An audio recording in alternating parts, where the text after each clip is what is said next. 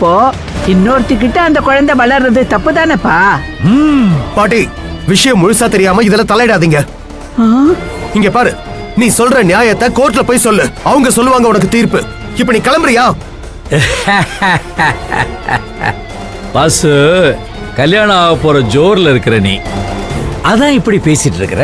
இந்த கல்யாணம் எப்படி நடக்க போகுதுன்னு பாக்குறேன்டா. உன் உருட்டல் மிரட்டலுக்கெல்லாம் நான் பயப்பட மாட்டேன். நீ என்ன பண்ணாலும் இந்த கல்யாணம் நடக்கும். அம்மா வரம்மா, நான் சொன்ன நியாயம் உங்களுக்கு புரிஞ்சது இல்ல?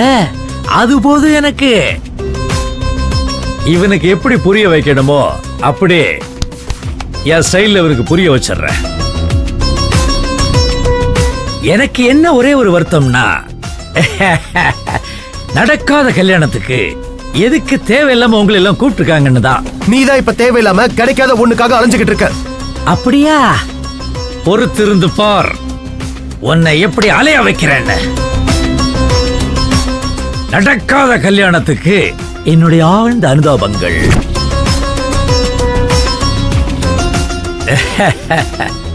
பாட்டி வரட்ட.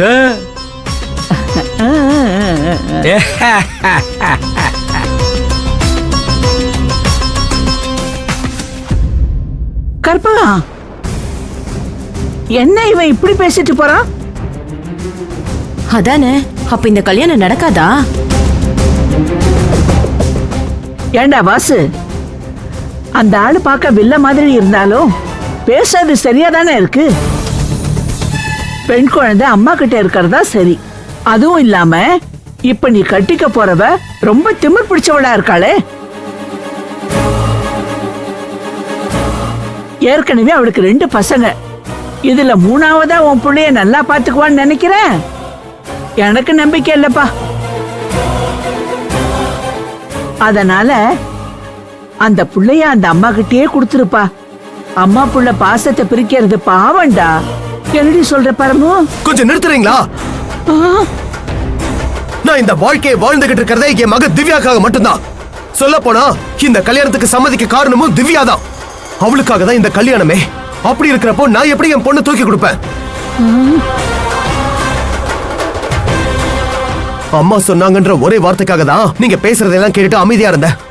அதுவும் கல்யாணம் வரைக்கும் தான். என்ன கோவப்படுத்தி பார்க்காதீங்க. அம்மா, நான் வெளியே போயிட்டு வரேன். மூக்கு பெருசா இருந்தா இப்படிதான் கோவம் பொத்துக்கிட்டு வரும் போல இருக்கு. ஏண்டி, நீ சின்னதுலயே தேய்ச்சி விட்டுருக்கணும். என்னத்த இது? நீங்க என்ன பேசுறீங்கன்னு தெரியாம பேசிட்டு இருக்கீங்க. அவ விட்டுட்டு போனாலும் அவனுக்கு ஆதரவா இருக்கிறது அவனோட குழந்தை தானே. அவன் குழந்தைக்காக தான் அவன் வாழ்க்கையே வாழ்ந்துட்டு இருக்கான். இதுல நீங்க போய் குழந்தைய கொடுக்க சொன்னா அவனுக்கு கோவம் வராதா? இங்க பாருங்க, அந்த ஆள் ஒண்ணும் நீங்க நினைக்கிற மாதிரி நல்லவன் இல்ல, ரொம்ப மோசமானவன். என் புள்ள நல்லா வாழ்றத பார்த்து வயித்தெரிச்சல் பட்டு இந்த மாதிரிலாம் வந்து பண்ணிட்டு இருக்கான். அந்த ஆளுக்கு உண்மையிலே குழந்தை பாசம்லாம் இல்ல அத்தை. ஐயோ, ஒரு பக்கம் பொண்ணு சரியில்லை, இன்னொரு பக்கம் பேத்தி பிரச்சனை.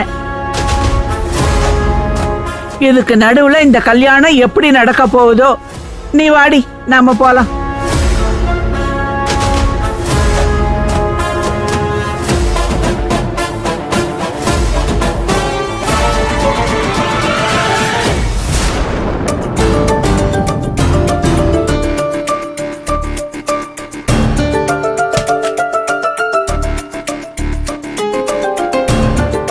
ஏய் வினு, நீ எங்க இங்க?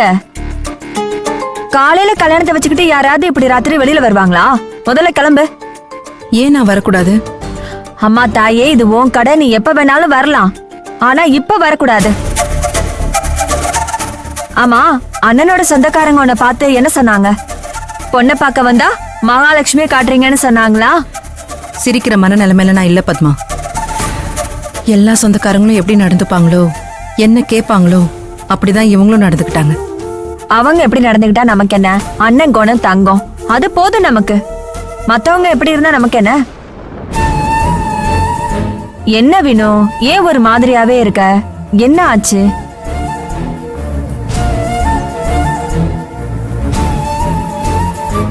கல்யாண பயம் வந்துருச்சா? என்கிட்ட ஏதாச்சும் ஷேர் பண்ணணுமா? மனசுல இருக்கிறத ஓப்பனா சொல்லு வினோ. என் மனசுல என்ன இருக்குன்னு எனக்கே தெரியாதப்போ நான் என்னன்னு சொல்லுவேன்? இதுதான் பிரச்சனைனா நம்ம தீக்கலாம். ஆனா ஆனா எனக்கு என்ன பிரச்சனைன்னு கூட தெரியல.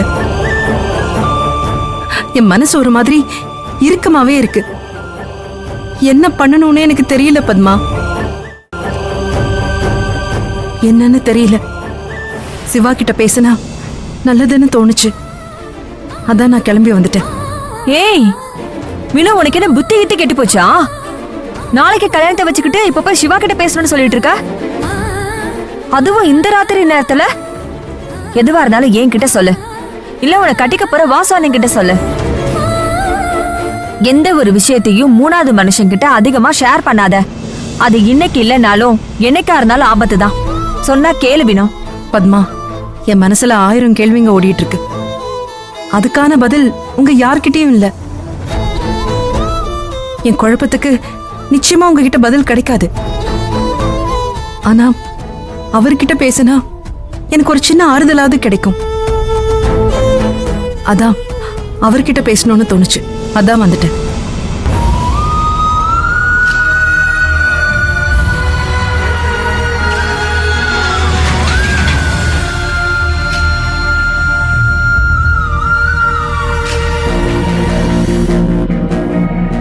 எனக்கு என்னவோ இது சரியா படல. அப்புறம் உன்னோட இஷ்டம் வினோ. எங்க நானே கடை மூடிட்டு வந்துட்டேன். ஏதோ பேசணும் நீங்களே, சொல்லுங்க. அப்படியே காலார நடந்துகிட்டே பேசலாமா?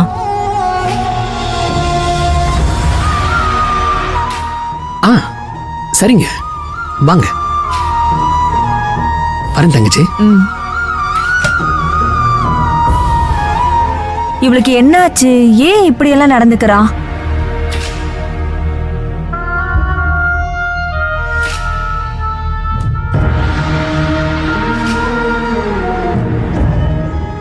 எங்க ஏதோ முக்கியமான விஷயம் பேசணும்னு சொன்னீங்க. ஆனா எதுவுமே பேசாம அமைதியா வரீங்களே. இந்த அமைதி கூட நல்லாதான் இருக்கு. அதான் அப்படியே இருந்துட்டேன். எனக்கு கால் வலிக்குதுங்க. ஏதோ பாதை யாத்திரை போற மாதிரி போய்கிட்டே இருக்கோம். உங்களுக்கு என்ன டீயா காஃபியா? அண்ணா டீ. ஏங்க, உங்களுக்கு எப்ப பேசணும்னு தோணுதோ அப்ப பொறுமையா பேசுங்க. ஒரு டீ சாப்பிடலாங்களா? இல்லங்க, எனக்கு வேண்டாம். என்னால உங்களை மாதிரி போயெல்லாம் சொல்ல முடியாதுங்க. எனக்கு ரொம்ப பசிக்குது. நான் மத்தியானத்துல இருந்து எதுவுமே சாப்பிடல. நான் பொய் தான் சொல்றேன்னு உங்களுக்கு எப்படிங்க தெரியும்? அதான் உங்க முகத்தை பார்த்தாலே தெரியுது. ஆமாங்க, நானும் மதியத்துல இருந்து சாப்பிடல. எனக்கும் ஒரு டீ கிடைக்குமா? எங்க அவன் என்ன அவார்டா கொடுக்கறான் கஷ்டப்பட்டு வாங்குறதுக்கு? அவார்டே இப்பெல்லாம் காசு கொடுத்தா கிடைக்குதுங்கிறாங்க. டீ கிடைக்காதா? டீ தானங்க, வாங்கிட்டா போச்சு. இருங்க வாங்கிட்டு வரேன்.